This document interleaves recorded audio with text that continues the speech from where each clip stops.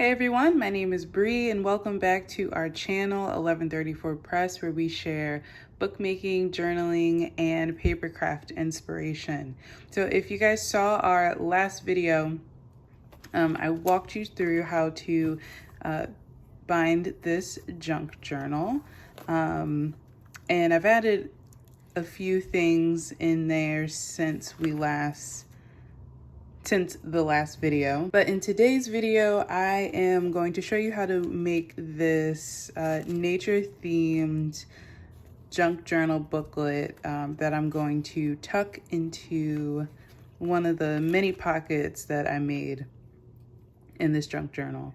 Like I said in the previous video, I wanted a journal that had a lot of writing space, so I made a lot of pockets where I can tuck in little booklets and other pieces of ephemera to make sure that I had a lot of writing space. And this is an ongoing project series. So this booklet that we're making today, I have some pressed flowers. Of course, I continue the theme of moss and use some different textures. And then I bound a little booklet on the inside.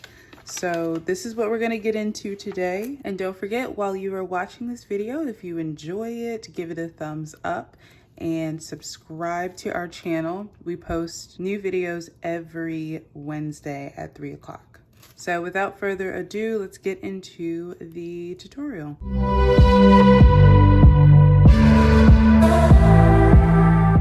Okay, so we're starting off with a piece of craft paper that's just 8.5 by 11, whatever a normal size piece of paper is. And we are folding it in 4s because we want to create a little space to collage a cover and make a little, I guess, a flippy part for the journaling. So I got this transparency film from the Goodwill. I was fortunate enough to come across that, but you can totally order those online, and I'm sure any place that has a stationery section carries them. So once I figured out what size I wanted my little screen to be, I measured it out, and then I made another square that was about a 1/2 inch smaller than the actual screen, because we're going to glue it onto the craft paper.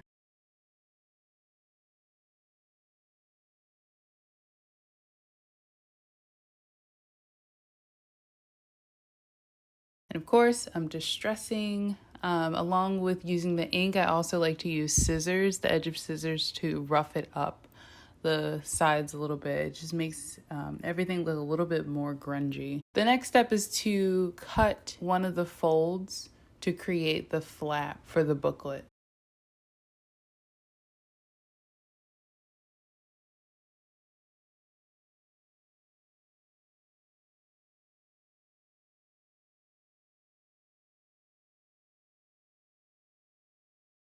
So what I should have did was measured out the size of the window before I put the actual transparency paper on there.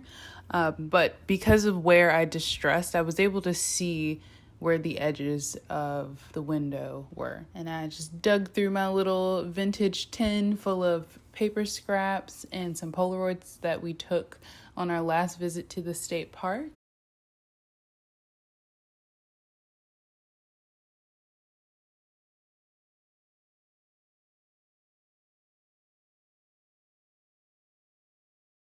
I got this flower press for Christmas last year. It was in my stocking with some other goodies. I believe Gary got it from Artists and Craftsmen.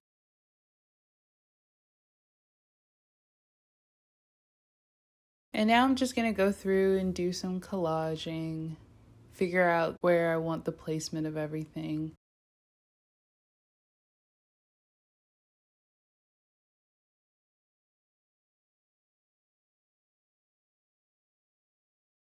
If you guys don't follow us already on Instagram at 1134Press, you should. I post a lot of videos on there, especially of me decorating little things to go inside this journal, and also just recording my process for my daily journal.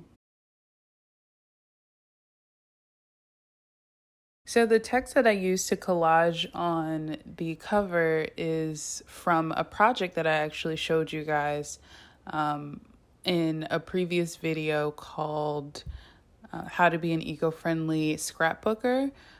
I will link that video in the description, and I'll also put it in the cards if you want to check it out. In that video, I give you guys some ideas on what to do with the text block from an old book, from origami to collaging, and also cutting out some sentences to later use in your scrapbook pages. Okay, so the next step, we are going to bind our little booklet. So I used a 9x12, I believe it was 9x12, sheet of just regular computer paper that I tea-dyed. I measured out the size that I wanted the pages to be to match the flap, and I tore it because I wanted that rugged look.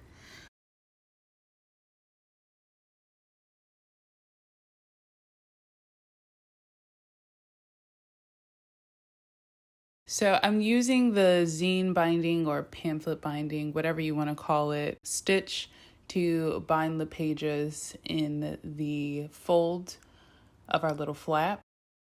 I have a more in-depth tutorial on how to do this stitch, also in that How to Be an Eco-Friendly Scrapbooker video. So definitely check out that one because there's a lot of good tips in that one.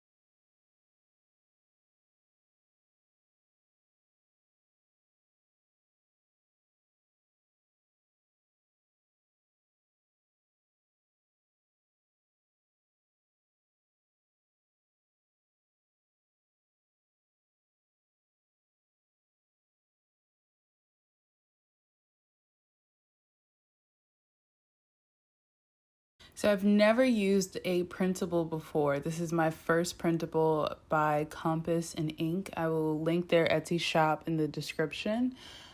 It's a beautiful ephemera kit full of nature and biologist inspired images.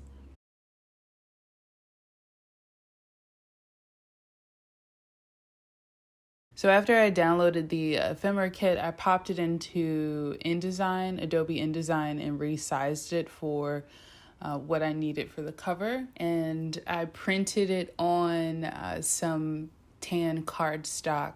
The great thing about these ephemera pieces is that the distressing is already included in the original design.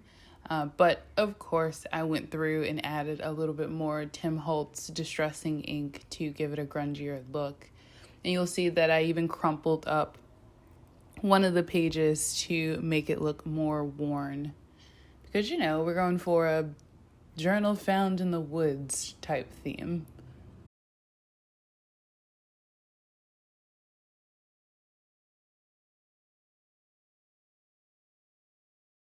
I really love the texture of this moss. I mentioned in the first video of the series where I got the roll from, but I will link it. I will link a product similar to it from Amazon in the description, but I got the roll from Hobby Lobby.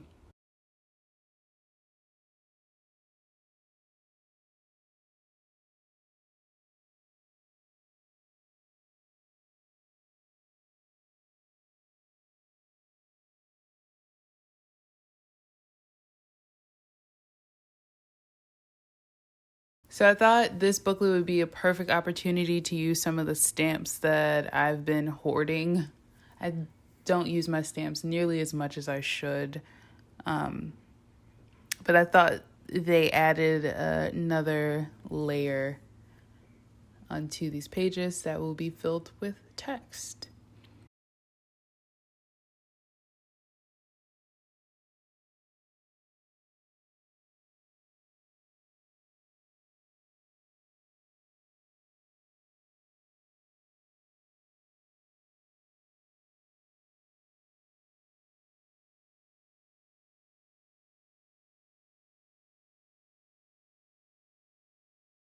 And so here we have it, our little booklet for some journaling that we can tuck into one of these spots. As you guys see, I haven't decorated the pages yet, and that's because I want to collect and create all of the little things that I want to tuck inside of this journal. And I'm excited to share this journey with you guys on YouTube. And as I mentioned before, if you like this video, give it a thumbs up and subscribe. We post every Wednesday.